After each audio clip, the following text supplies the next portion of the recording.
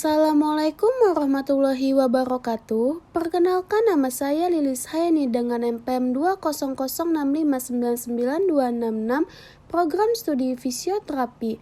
Di sini saya akan menjelaskan tentang biomekanik dan kinesiologi pada GET-Sekel untuk memenuhi tugas mata kuliah biomekanik dan kinesiologi. Berikut penjelasannya. Berjalan adalah berpindahnya tubuh dari satu titik ke titik berikutnya dengan cara menggunakan kedua tungkai. Bipedal, posisi tubuh selalu tegak selama proses berlangsung. Pola repetisi daripada penumpuan berat badan dari satu tungkai ke tungkai yang lain. Dalam berjalan dikenal ada dua fase, yaitu fase menapak atau stand pace dan fase mengayun atau swing pace. GET-Sekel normal. Stance 62%, kaki bersentuhan dengan tanah. Yang pertama ada initial contact, terang lurus di antara dua tungkai, pelvis medial rotasi pada sisi initial contact, hip fleksi 30-49 derajat dan medial rotasi, knee sedikit fleksi, tibia lateral rotasi, ankle 0 derajat dengan foot supinasi, hind foot eversi. Yang kedua ada loading response atau foot flat. Terang lurus dengan stance leg, pelvic drop sedikit pada samping swing leg dan medial rotasi pada samping yang sama. Hip, fleksi dan lateral fleksi bergerak ke ekstensi. Knee fleksi 15-25 derajat. Tibia medial rotasi mulai bergerak ke depan. Ankle plantar fleksi dan hind foot inversi. Yang ketiga ada mid stance. Terang lurus pada stance leg, pelvic sedikit drop pada sisi swing leg. Hip maksimal ekstensi 10-15 derajat dengan lateral rotasi. Knee fleksi, forefoot pronasi dan hind foot inversi. Yang keempat ada terminal stance. Terang awalnya lurus dengan tungkai dan bergerak ke stance leg. Pelvis awalnya rotasi ke medial sisi swing leg. Hip netral sedikit medial rotasi. Knee ekstensi, tibia lateral rotasi, ankle plantar fleksi. Forefoot awal kontak dengan lantai lalu bergerak ke depan lalu kontak dengan lantai dan forefoot bergerak dari inversi ke eversi. Yang kelima ada press swing. Terang lurus, pelvic rotasi ke posterior, hip ekstensi dan sedikit medial rotasi. Knee fleksi ke 30-35 derajat, ankle foot plantar fleksi sebab COG anterior hip. Selanjutnya swing 38%, kaki di udara ke depan.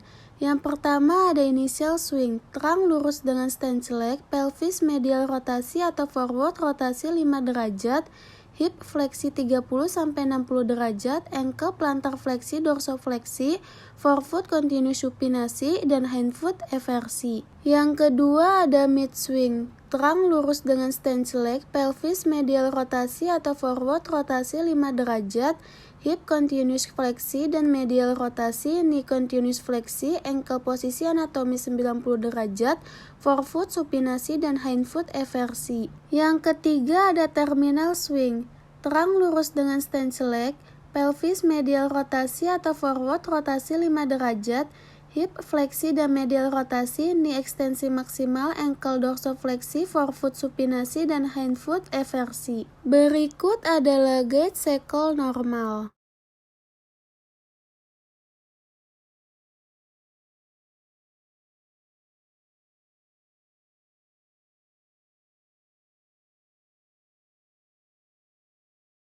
Selanjutnya GET-Sekel abnormal.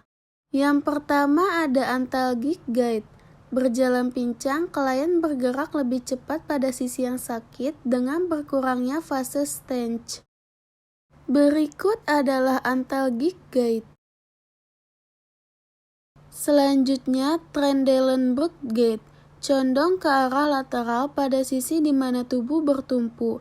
Kelemahan otot gluteus medius. Berikut adalah Trendelenburg gait. Lalu spastic gait, kelainan cara berjalan di mana tungkai bawah bergerak dengan kaku, jari-jari kaki saat berjalan diseret. Berikut adalah spastic gait.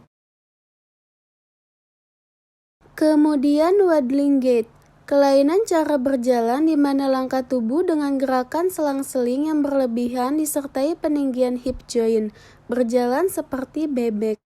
Berikut adalah waddling gait. Selanjutnya, atasic gait. Gaya jalan seseorang yang kehilangan keseimbangan karena tidak adanya fase heel strike pada saat berjalan karena kaki orang tersebut foot flat atau tidak ada arkus longitudinal, sehingga gaya berjalan dengan langkah yang lebar membandingkan kakinya, langkah tidak beraturan, berjalan terhuyung-huyung, biasanya deviasi satu kaki pada keadaan gelap atau tutup mata makin memburuk. Berikut atasic gait. Kemudian gluteus maximus gait. Penyebabnya karena kelemahan otot gluteus maximus. Pola jalannya pada kaki yang tidak sakit melakukan initial contact, maka pada sisi yang lemah toraks akan bergerak ke belakang, akibatnya trunk akan mundur. Berikut adalah gluteus maximus gait. Lalu plantar flexor gait. Akibat dari kelemahan otot plantar flexor berkurang atau tidak adanya push off pada waktu fase stance. Fase stance berkurang sehingga langkah berjalan menjadi pendek. Berikut adalah plantar flexor gait. Selanjutnya Parkinson gait. Posisi atau keadaan dari leher, tulang belakang, dan kedua lutut pasien dalam keadaan fleksi. Cara jalannya terburu-buru atau mengambil langkah pendek tetapi cepat. Kedua lengan dalam keadaan kaku dan tidak mempunyai gerakan asosiasi yang normal pada waktu berjalan, sehingga pasien menengadah ke depan dan jalannya seakan-akan tidak bisa dihentikan. Berikut adalah Parkinson gait. Lalu psoatic limb. Penyebabnya adalah kelemahan otot psoas mayor. Akibatnya merasakan sakit di hip, gerakannya melebihi trunk dan pelvic. Sulit dalam melakukan fase swing. Tidak bisa melaksanakan fleksi hip sehingga fase swing jadi sulit dilakukan. Akibatnya pola jalan jadi lateral rotasi atau circumdection, fleksi knee dan abduksi hip. Berikut adalah psoatic limb. Kemudian kontraktur gait. Biasanya patologi terjadi pada hip, knee, dan ankle dengan penyebab imobilisasi terlalu lama pada sendi itu tersendiri. Selanjutnya arthrogenic gait. Penyebabnya kekakuan pada hip atau knee. Pola jalan pada kaki yang sakit, gerakannya sirkumduksi pada kaki yang sehat lebih mencondongkan plantar fleksi, sehingga hip lebih tinggi daripada normal untuk kompensasi. Berikut adalah arthrogenic gait. Lalu short leg gait disebabkan oleh pendeknya salah satu tungkai. Pada kaki yang sakit, pelvic terangkat, dan pada kaki yang sehat, pelvic turun. Pada kaki yang sakit, pada saat mid-stance, kaki supinasi untuk memanjangkan tungkai. Berikut adalah short leg gait. Kemudian hemiplegic gait, tungkai yang sakit tampak kaku dan diayunkan pada panggul dengan gerak setengah lingkaran. Pasien condong ke sisi yang sakit, ekstremitas yang sakit, dan spastik sulit digerakkan ke depan karena mobilitas sendi terganggu. Jari-jari kaki pada tungkai yang sakit cenderung fleksi atau mencengkram, sehingga diperlukan gerak abduksi dan sirkumduksi dari ekstremitas untuk menggerakkan ke depan. Berikut adalah hemiplegic gait. Selanjutnya steppage gait, gerakan lutut tinggi dan kaki terkulai.